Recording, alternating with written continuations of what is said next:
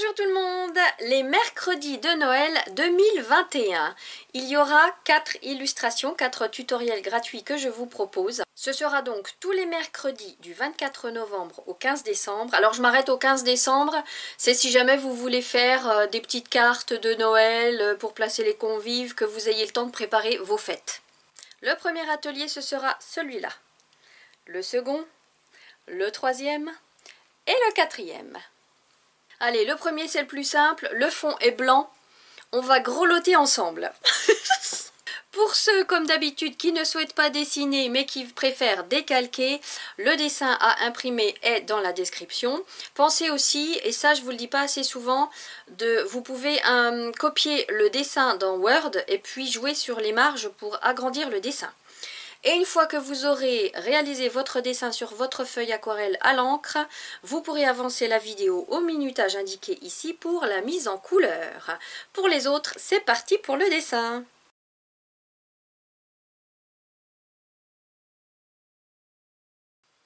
Je vous invite à découper une feuille de papier aquarelle de 10 par 10 cm puisque moi j'ai tracé mon cercle avec un verre qui fait 8 cm de diamètre.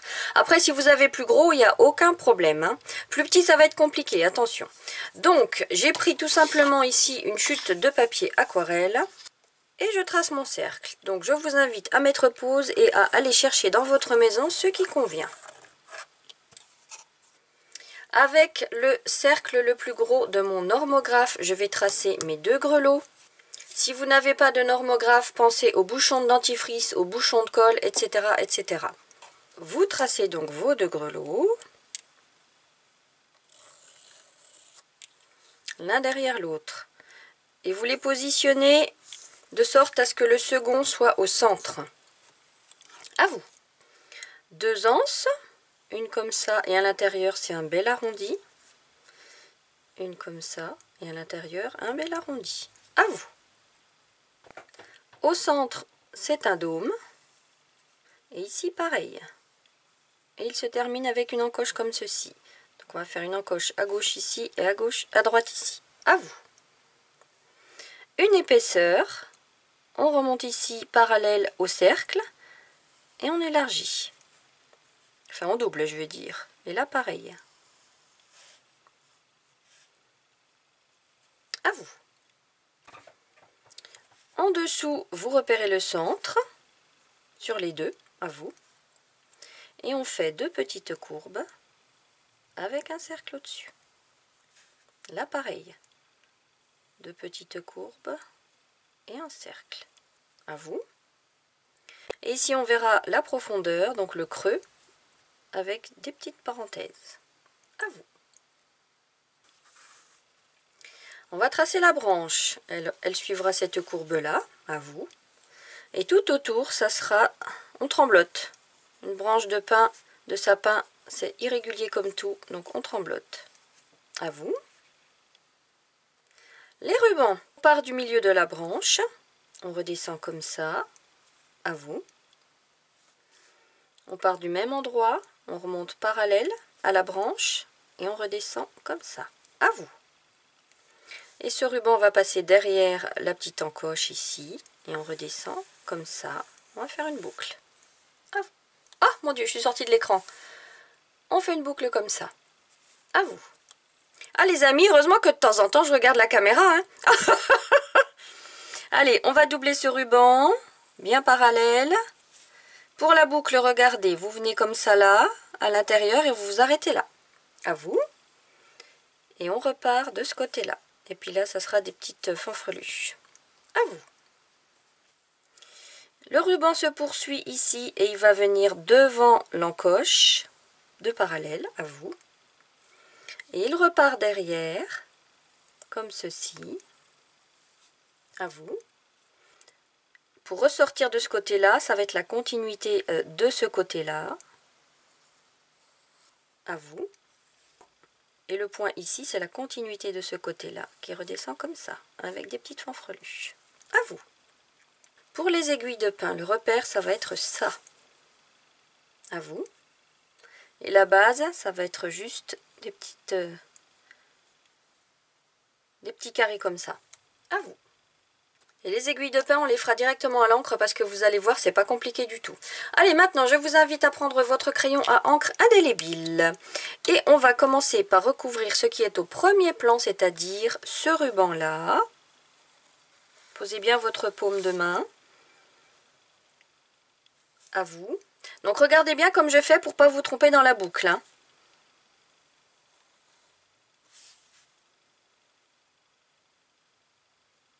À vous.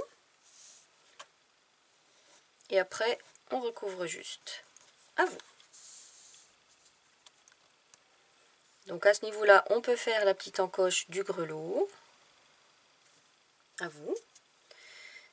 Alors là, regardez, vous voyez, ça correspond pas à mon crayonné et puis l'encre que je viens de tracer. Donc, je reste dans la continuité. Il faut que ça soit cohérent quand même. Donc, faites attention à ça. Alors ici, mon ruban, il passe ici, comme ça. Je fais mon attache qui passe derrière le ruban. À vous. Et je continue mon petit ruban qui passe derrière comme ça. À vous. Alors maintenant, on peut faire notre branche en tremblotant.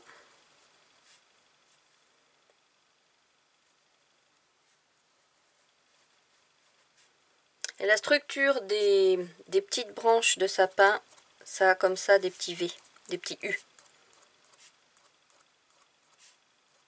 À vous. Alors ensuite, on va faire le centre ici, avec son épaisseur. Ainsi que l'autre en passant derrière le ruban. À vous.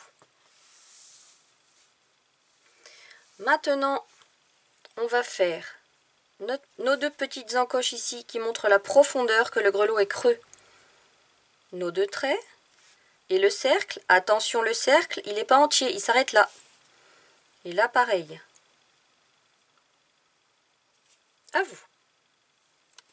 Et maintenant, on peut repasser avec le normographe. Alors attention, vous passez derrière le centre là, hein.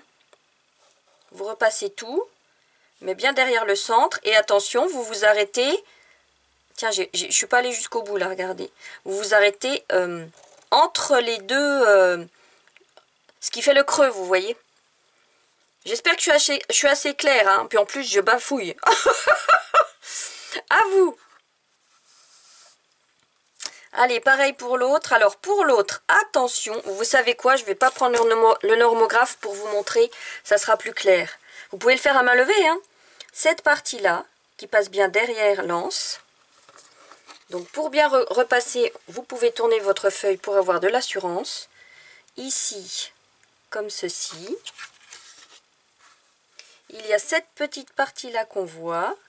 Celle-ci qui s'arrête ici. Et là, pareil, il faut poursuivre le trait. Et on referme le grelot. À vous. Alors, maintenant, pour les petites aiguilles de pin. C'est pas compliqué du tout. On va repasser notre base. Et là, vous voyez, on va suivre cette courbe-là pour tracer les aiguilles, chaque petite aiguille, qui va partir de cette courbe. Donc, on part comme ça, dans un premier temps, de part et d'autre, en quinconce. Les aiguilles vont être coupées sur la droite, c'est pas grave. Elles arrivent derrière le petit ruban, c'est pas grave non plus.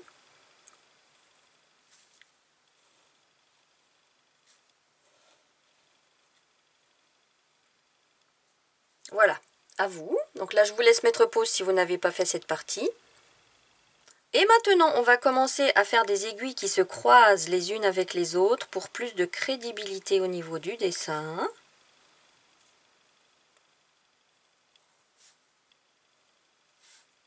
De manière irrégulière. Elles n'ont pas toutes la même direction, vous voyez. Et qui passent derrière les autres.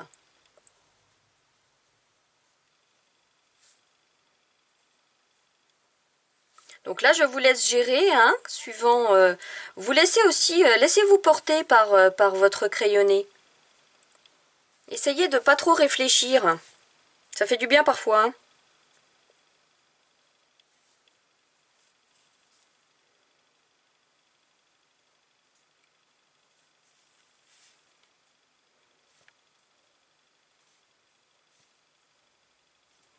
Donc je vous dis pas à vous, vous faites en même temps là, hein, bien sûr. Hop. Une petite dernière là qui passe derrière. Voilà. Et après, une fois que tout ça c'est fait, vous pouvez tout simplement tracer le centre qui passe derrière toutes les aiguilles. Et tout ça, ça sera vert. On va pas se prendre la tête avec ça. Ça sera un vert uni. Voilà. À vous. Et si tout est bon pour vous, eh bien ma foi, on peut gommer. Alors vous gommez pas le cercle, hein, le cercle il sera découpé après, je le repasse pas à l'encre. Voilà, le dessin est terminé. On peut passer maintenant à la mise en couleur. Bienvenue à ceux qui ont décalqué. Alors, avant la mise en couleur, on va masquer à la drawing gum le ruban. Le ruban, en l'occurrence, qui passe sur la branche et qui passe ici sur le grelot de devant. Alors, c'est pas large, cette fois, je prends pas un pinceau, je prends juste un cure-dent pour appliquer ma drawing. Donc, rien de compliqué. Voilà, j'ai terminé d'appliquer ma drawing gum. Je vous montre les 3 endroits, ici, ici et là. C'est tout. Je vous laisse mettre pause le temps d'appliquer la vôtre. À tout de suite.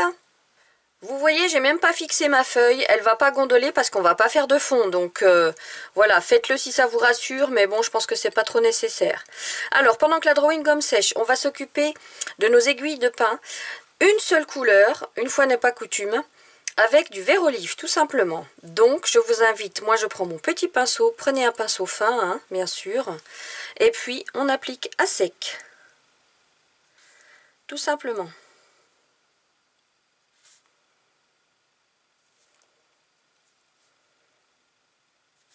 Donc là, je dis pas à vous, vous pouvez faire en même temps que moi. Ah oui, pour ceux qui ont décalqué et qui arrivent, lorsque vous m'entendrez dire à vous, vous pourrez mettre pause et œuvrer à votre tour. J'aime bien que chacun regarde la séquence en entier pour pouvoir quand même anticiper. C'est plus prudent.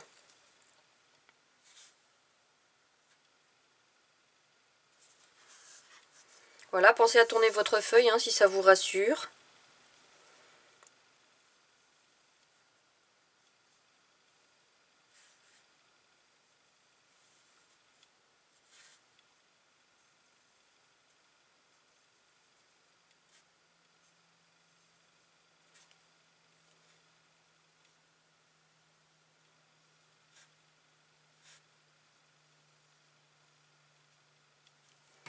Alors vous voyez, on peut quand même faire des variations de couleurs en fonction de l'intensité des pigments qu'on va chercher.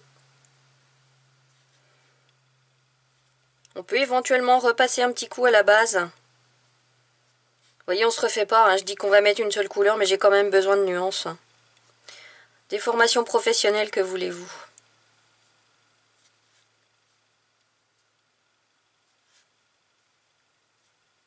Voilà. À vous.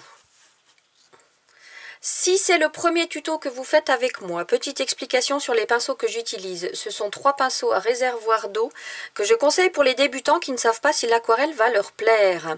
Alors je n'utilise pas leur réservoir d'eau parce que je sais pas faire. J'arrive pas à appuyer pour libérer l'eau qu'il faut. Donc je les ai customisés, vous voyez. Mais ils sont intéressants parce qu'ils ne sont pas chers, ils ont une bonne tenue et ils ne perdent pas leur poil. Donc il est normal que je fasse tous les ateliers que je propose avec ces pinceaux-là pour vous montrer que c'est possible. Maintenant, si vous avez des pinceaux aquarelles d'autres marques, il n'y a aucun problème, utilisez-les. Allez, maintenant, on va commencer à peindre ce grelot ici. Je vous rappelle la technique du Lushomoku. D'abord, on décide d'où vient la lumière. Ici, elle va venir de la droite. Ensuite, je choisis mes couleurs. Donc, il y aura 3 couleurs, du jaune, du orange et du terre de sienne. Je ne sais pas si je vais aller pour la dernière ombre jusqu'au terre d'ombre brûlée, je verrai. Je travaille ici avec la marque White Nights. Le jaune, c'est le numéro 203. Le orange, c'est le numéro 217. Le terre de sienne, eh ben, il n'a pas de numéro. Et le terre d'ombre, c'est le 408. Ah oui, ça, c'est du White Nights en tube que j'avais mis dans ce godet. La troisième étape, le mou, c'est qu'il faut mouiller sa séquence. Et la quatrième étape, le coup de couleur pour appliquer les couleurs. Je prends donc mon pinceau moyen pour mouiller tout mon grelot. Je ne prends pas le gros pinceau pour ne pas déposer trop d'eau. Et les couleurs, vous voyez, elles sont posées dans l'ordre d'utilisation que je vais en faire. Ma lumière venant de la droite, ce sera bien sûr plus clair à droite qu'à gauche. Ceci dit, comme on a le ruban qui passe ici, je ne vais pas laisser de tache de lumière. Donc je peins tout.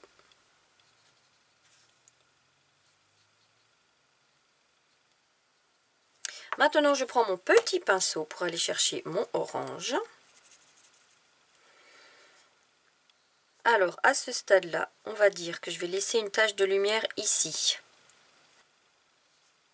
Tout le reste, je peins en orange. On va dire que c'est un petit grelot cuivré. Et là, il y a l'ombre propre du grelot. Alors ceux qui arrivent, ceux qui sont nouveaux sur cette vidéo, il y a plein de vidéos trucs et astuces pour comprendre ce qu'est l'ombre propre et l'ombre portée sur le site. L'ombre propre qui va être ici, vers le bas.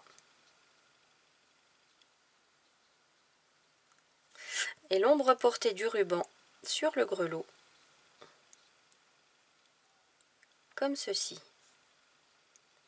Alors là, j'ai envie de rajouter un petit chouïa quand même de plus d'ombre avec le terre d'ombre, là en bas, en tapotant.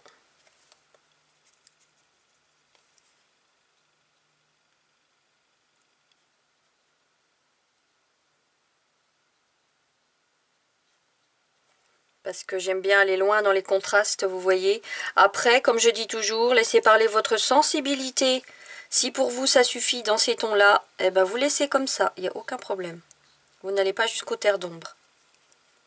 Tiens, puis j'ai oublié cette petite partie-là. Elle est dans l'ombre, cette petite partie-là qui revient. Et il y a aussi l'ombre portée de la partie centrale, dessous. Voilà, à vous. Pendant que ça sèche, on va s'occuper de notre petite branche avec 3 couleurs, du jaune, du rouge anglais, ici le 321 de chez White Nights. Je rappelle que si vous n'avez pas de rouge anglais, vous pouvez mélanger du marron clair avec du rouge et mon terre d'ombre brûlé. Allez hop, je mouille la branche. En passant sur le ruban, je ne m'en occupe pas. J'ai encore du jaune sur mon pinceau moyen. Eh ben j'en profite, je l'applique. Et je vais rechercher encore plus de jaune pour avoir une belle intensité. Mon rouge anglais sur la moitié inférieure.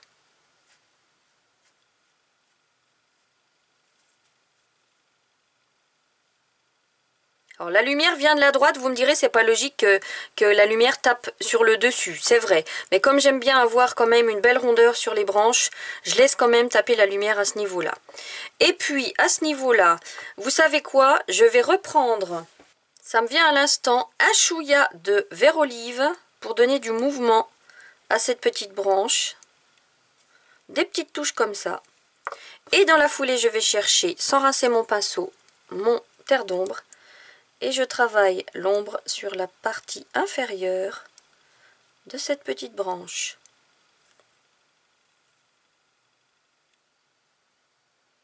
Et comme la lumière vient de la droite, il y a l'ombre portée des rubans, ici et là. À vous. Alors le petit chouïa de branche ici, on peut le faire d'abord en jaune, à sec, hein, on ne se prend pas la tête. Et puis recouvrir avec du marron ou du rouge anglais. On se prend pas la tête, c'est pas large. À vous. La petite anse qui est là, même si en bas c'est pas sec, c'est pas grave. On la recouvre à sec en jaune et en orange. Et vous voyez, ça va migrer Plus d'orange sur la gauche que sur la droite. Ombre propre avec du rouge anglais ici sur la gauche. Et ici sur la gauche. Comme la lumière vient de la droite, c'est logique. À vous. Je vais procéder de la même manière pour ce grelot-ci. Le grelot de droite n'est pas sec, mais ça ne fait rien, on restera dans les mêmes tons et si ça migre, c'est pas grave. Allez, je prends mon pinceau moyen, je mouille tout mon grelot.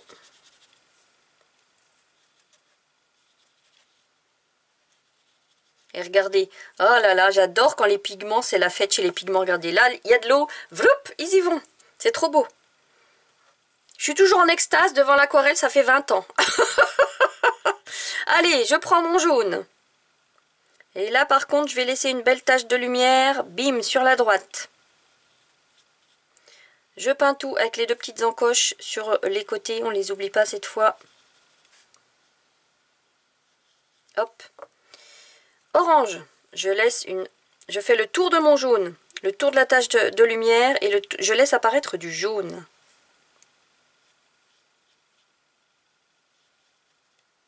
Je vais chercher mon petit pinceau pour aller chercher encore plus de pigments. Hop. Et on va commencer à travailler sérieusement toute la gauche.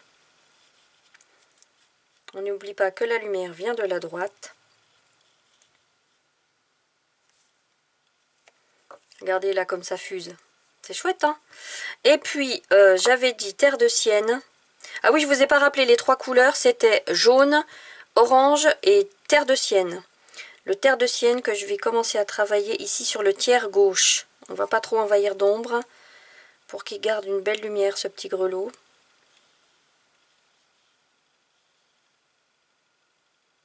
Ah, si j'ai envie de renforcer quand même avec un peu de terre d'ombre brûlée, un petit liseré là, vous voyez. Je vous rappelle que plus vous renforcez les ombres d'un côté, plus ça rehausse la lumière de l'autre. Donc ça, c'est l'ombre propre du grelot. Maintenant, l'ombre portée du rebord. Je rince mon pinceau, je reprends mon jaune et je fais ma petite anse à sec. Mon orange sur la gauche, voilà, si vous pouvez laisser apparaître du jaune à droite. Et mon petit rouge anglais, une petite ombre à gauche ici. Et à gauche là. Et là, attention, il y a l'ombre portée du ruban qui passe dessus. À gauche ici, en terre d'ombre. À vous. Et maintenant, il faut attendre que l'ensemble sèche pour faire le ruban et puis les ombres à l'intérieur du grelot. A tout de suite. Voilà, toute mon aquarelle est sèche. Pendant ce temps-là, j'ai fait ma gym. J'ai fait mes étirements, comme d'habitude. Hein. Allez, on peut retirer la drawing gum. Vous voyez, utilisez le temps de pause, de séchage de vos aquarelles pour faire des choses qui vous font du bien. Boire un thé, aller marcher pieds nus dans l'herbe, se regarder dans le miroir et se faire des sourires. Alors, petit pinceau, maintenant on va juste renforcer cette ombre à l'intérieur des grelots avec du terre d'ombre brûlée. Donc petit pinceau à sec. Là vous pouvez faire en même temps que moi.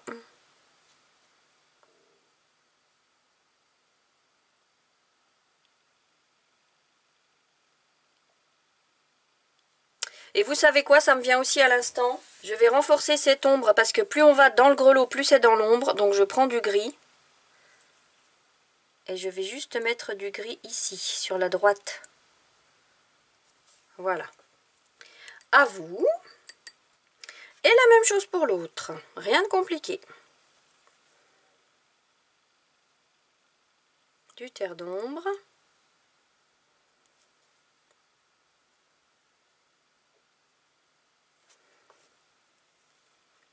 Vous voyez, celui-là, je l'ai déposé de manière plus intense que le précédent. Je ne sais pas si le gris va se voir.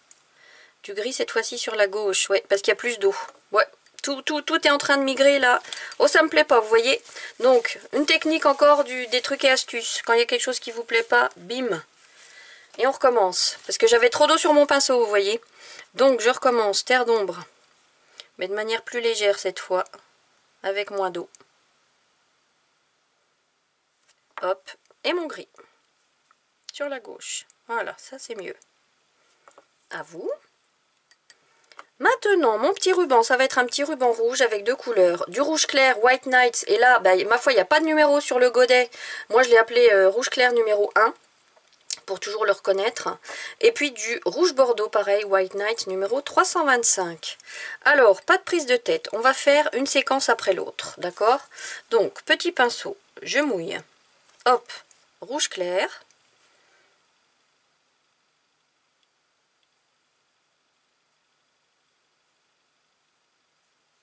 Vous pouvez faire ici des petites fanfreluches si vous voulez. Vous rajoutez du rouge clair autant que vous le souhaitez, suivant l'intensité que vous souhaitez. Si vous voulez peindre plus dans des tons pastels, vous ne mettez qu'une seule couche. Et avec le rouge bordeaux, je vais travailler juste la gauche de mon ruban, voire renforcer les petites pointes qui sont là. La gauche et ici l'intérieur, le bas. Puisque la lumière vient de la droite, ne l'oublions pas. À vous. Allez. Alors là, je vais travailler ces deux parties-là. Si vous voulez les faire l'une après l'autre parce que ça vous rassure, vous le faites. Mon rouge clair.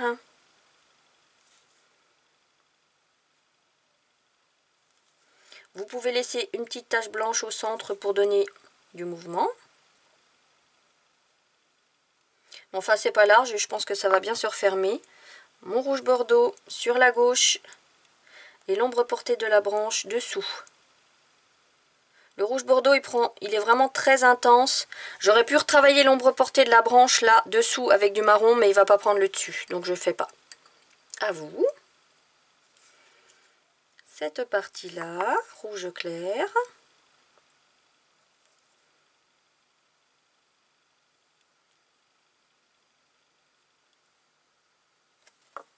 Et sans rincer mon pinceau, je vais chercher le rouge bordeaux sur la gauche. À vous.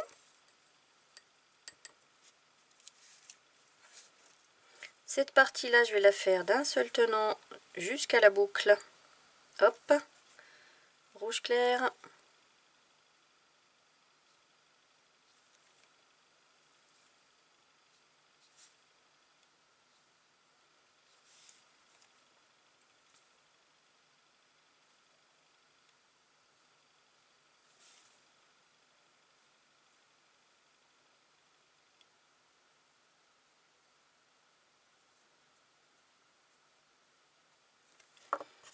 Et rouge bordeaux.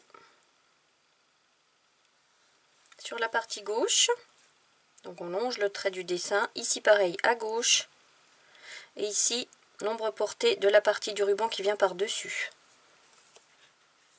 Et puis là, ouais, je vais essayer de faire la petite ombre portée de l'anse de l'anneau. Comme ça. À vous. Et la dernière partie.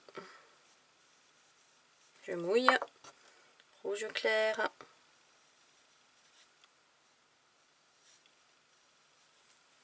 On peut laisser du blanc, les petites fanfreluches. Et rouge bordeaux. Juste sur la gauche. À vous. Alors regardez maintenant, vous voyez que là, ma première séquence, elle n'a pas la même intensité que le reste. Donc j'ai pas dû appliquer mon rouge de la même manière. Donc ce que je vais faire, c'est que je vais la remouiller, cette séquence. Donc quand on fait de l'illustration, c'est quand même important d'avoir les mêmes bains hein, pour des séquences qui se suivent. Je reprends mon rouge clair. Et je réapplique un peu de rouge bordeaux sur la gauche. Voilà. À vous. Et voilà les amis, cette illustration est terminée. Donc vous voyez, c'était pas compliqué. Et vous remarquez que bien sûr en travaillant les ombres propres et les ombres portées, tout de suite on a plus de volume. Alors maintenant vous pouvez faire un trou ici et puis mettre une ficelle pour l'accrocher dans le sapin. J'ai hâte de voir vos grelots dans vos branches. Amusez-vous aussi à faire votre propre version. Je sais qu'il y en a qui vont se lâcher et c'est très bien. Je vous dis à la semaine prochaine pour le prochain atelier mercredi de Noël. À bientôt!